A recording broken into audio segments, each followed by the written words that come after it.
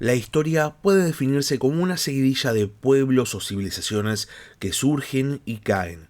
Ciertamente, desde el inicio de los registros históricos, podemos ver cómo todos los reinos, todos los imperios, todos los estados que han existido a lo largo de la historia eventualmente caen y dan paso a una nueva generación de estados, reinos o imperios.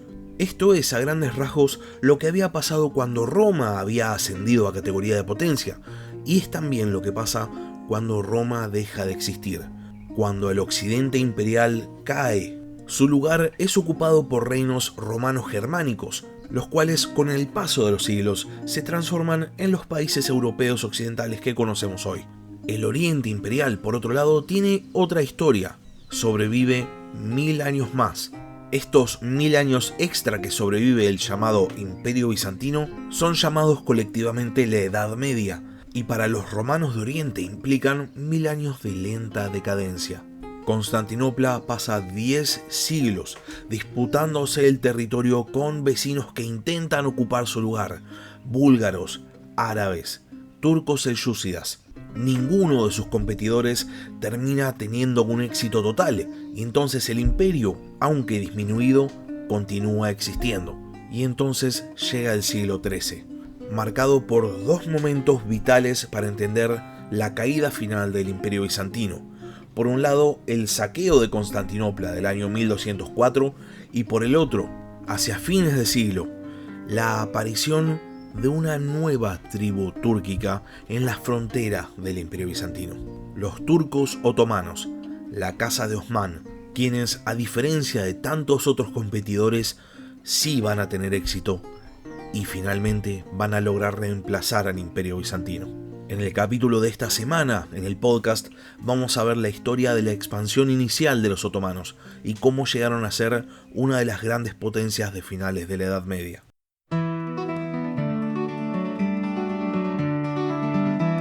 Hola a todos, sean bienvenidos al podcast de historia La Barba Roja de Barba Roja.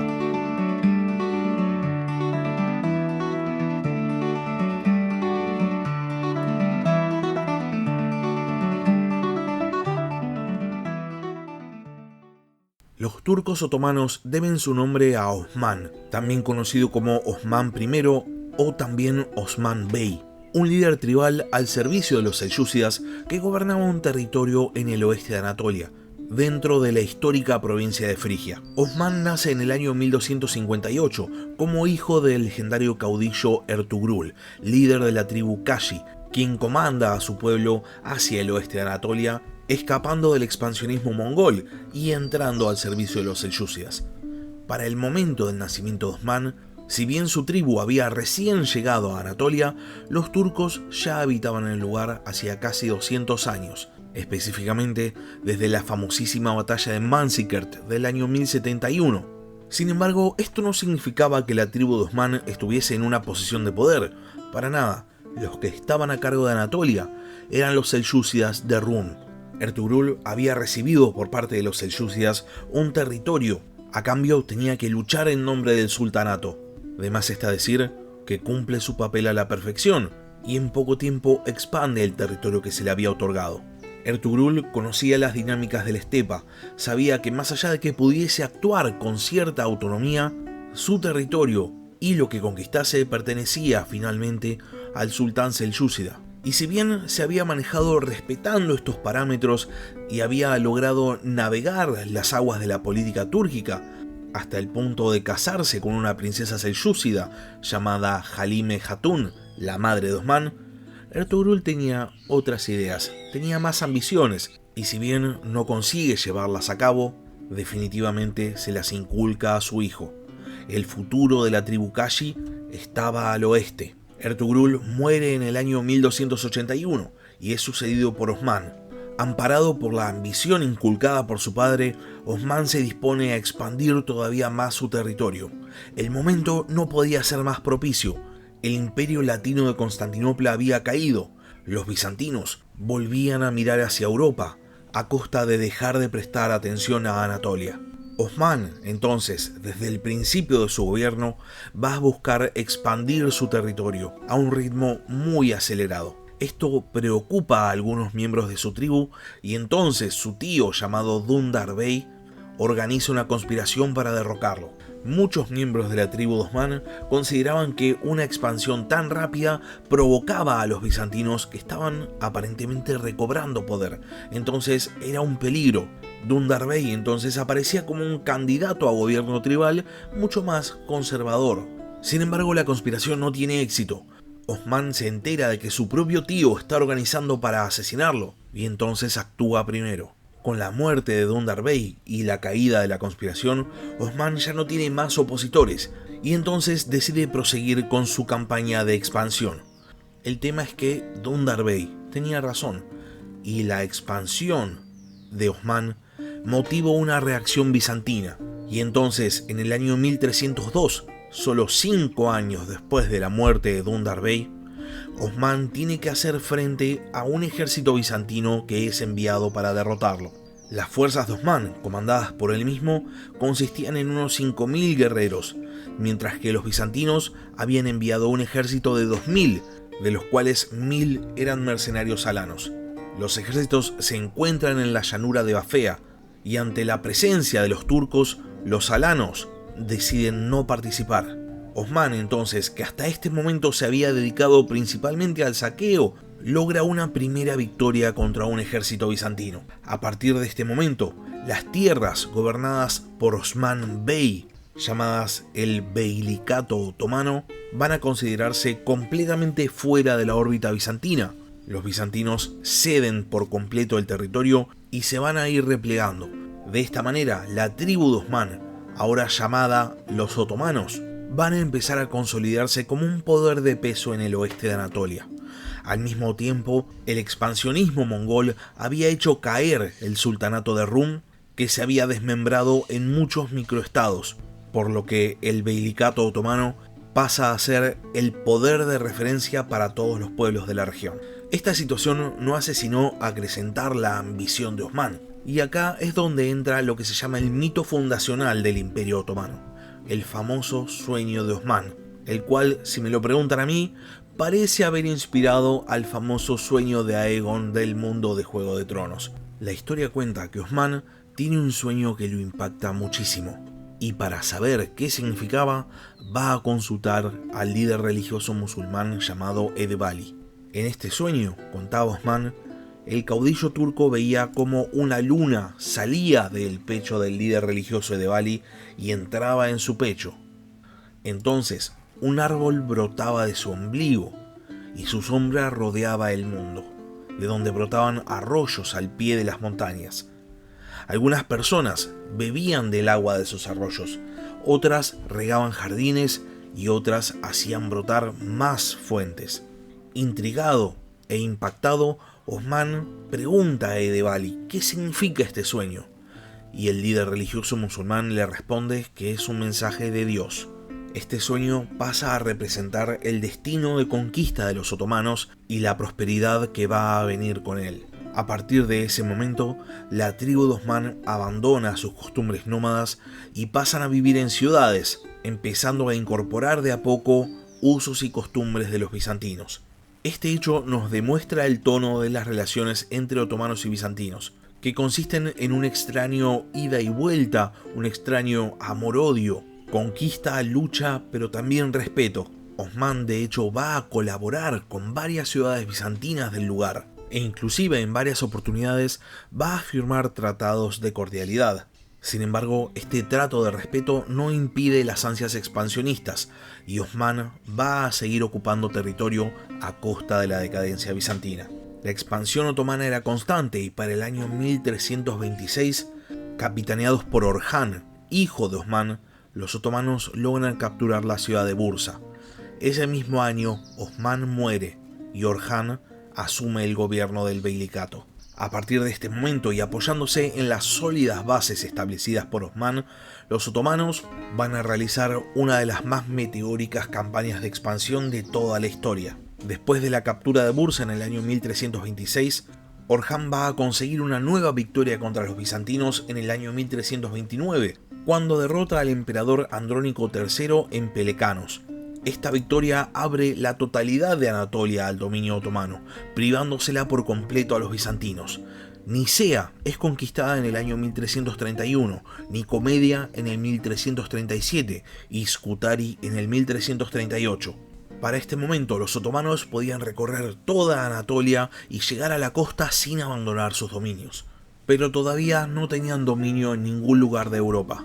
Esta situación se va a solucionar para la década del 50 del siglo XIV. El Imperio Bizantino estaba en una nueva guerra civil, toda una tradición romana.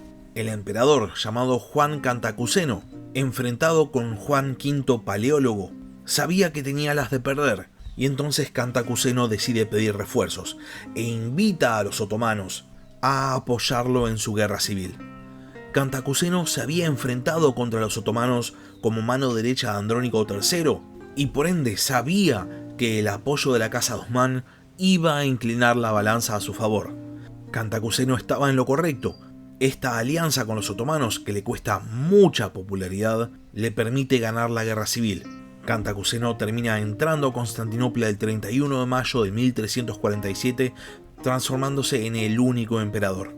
Ahora bien, para los otomanos, haber pisado Europa era prácticamente un hecho histórico. Después de todo, ningún ejército musulmán había pisado la parte europea del Imperio Bizantino desde el año 718, y ahora los otomanos, amparados por la creencia en el sueño de Osman, estaban ahí. En el año 1354, los otomanos van a ganar su primer bastión en Europa. Hay un terremoto y las murallas de Galípoli caen, y entonces los otomanos ocupan la ciudad. La expansión parecía no tener freno, y para el año 1359 los otomanos ya estaban intentando su primer asedio de Constantinopla. Sin embargo, por ahora asediar la capital bizantina parecía una tarea imposible. Los otomanos necesitaban algún tipo de arma nueva, tenían que innovar. Y esto no era algo muy difícil para los otomanos. El historiador Roger Crowley cita en su libro Constantinopla 1453 una frase que nos ayuda a caracterizar la decadencia bizantina y el auge otomano. Mientras que los bizantinos se empecinaban en sus tradiciones y ceremonias milenarias, los otomanos eran astutos, flexibles y abiertos. Orhan es sucedido en el gobierno de los otomanos por su segundo hijo llamado Murad. Murad va a ser el primer gobernante otomano en adoptar el título de sultán, y es el gobernante otomano que lleva a cabo una de las reformas más importantes para el futuro imperio: la creación de un cuerpo de élite para el ejército de los otomanos, formados por esclavos cristianos entrenados y convertidos al Islam, los genízaros. Los gobiernos de Osman, Orhan y Murad son sin lugar a dudas el momento del ascenso de los otomanos. Mientras tanto, para los bizantinos, este mismo periodo implica una continuación de la decadencia. Para el año 1347, Constantinopla salía de la peste negra, y la ciudad, que había sabido albergar a 800.000 habitantes, ahora tenía poco más de 100.000. Hacía poco tiempo que Constantinopla había cumplido los 1000 años, y la ciudad que había sabido ser el faro de cultura y riqueza del Mediterráneo se había transformado en una ciudad pobre. Hay una crónica de la época escrita por el español Pero Tafur que describe la realidad de la ciudad. Dice lo siguiente: la ciudad está escasamente poblada, sus habitantes no van bien vestidos, sino de forma triste y pobre, mostrando lo duro de sus vidas. Constantinopla nunca se había recuperado del saqueo del 1204, y para colmo, después de la restauración del Imperio Bizantino, todos los fondos imperiales habían sido destinados a algún tipo de campaña, muchas veces contra invasores, pero también muchas otras contra los propios bizantinos en interminables guerras civiles. Mientras tanto, los otomanos, ya firmemente asentados en Europa, se seguían expandiendo. Para el año 1362, los otomanos ya habían conquistado Adrianópolis, transformándola en su capital con el nombre de Edirne. Los otomanos muy de a poco estaban reemplazando al Imperio Bizantino. Tanto la cultura y las tradiciones como la propia población conquistada eran incorporadas. El sultanato otomano buscaba ser el nuevo imperio romano, igual, pero musulmán, y seguía expandiéndose, ahora a costa de los búlgaros. Y entonces, cuando los otomanos empiezan a empujar su frontera cada vez más cerca de Hungría, un reino católico, la Europa católica decide actuar. Y entonces se da inicio a una serie de guerras comandadas por Hungría contra el dominio otomano, que va a tener algunos éxitos, pero que finalmente va a concluir con una victoria decisiva de los otomanos. Constantinopla para este momento estaba totalmente rodeada y el asedio definitivo parecía inminente. Pero eso es historia para otro capítulo. Hasta acá llegamos con el capítulo de esta semana. Si llegaron hasta acá y no están suscriptos al canal, les recomiendo que se suscriban, subo capítulos nuevos todas las semanas. Y si por otro lado ya están suscriptos pero tienen ganas de apoyar al podcast, pueden transformarse en miembros del canal en YouTube o también pueden realizar un aporte mensual mediante Patreon. Les dejo el link en la descripción del capítulo. Por último, si tienen alguna duda, alguna pregunta o simplemente quieren participar, pueden dejarme un comentario en la caja de comentarios de YouTube o pueden mandarme un mail al mail del podcast, labarbarroja@gmail.com. Muchas gracias por haber escuchado y hasta la próxima. Gracias por escuchar La Barba Roja de Barbarroja. Si tenés alguna pregunta o simplemente querés hacer un comentario, no dudes en escribirme al mail del podcast, labarbarroja@gmail.com. Hasta la próxima.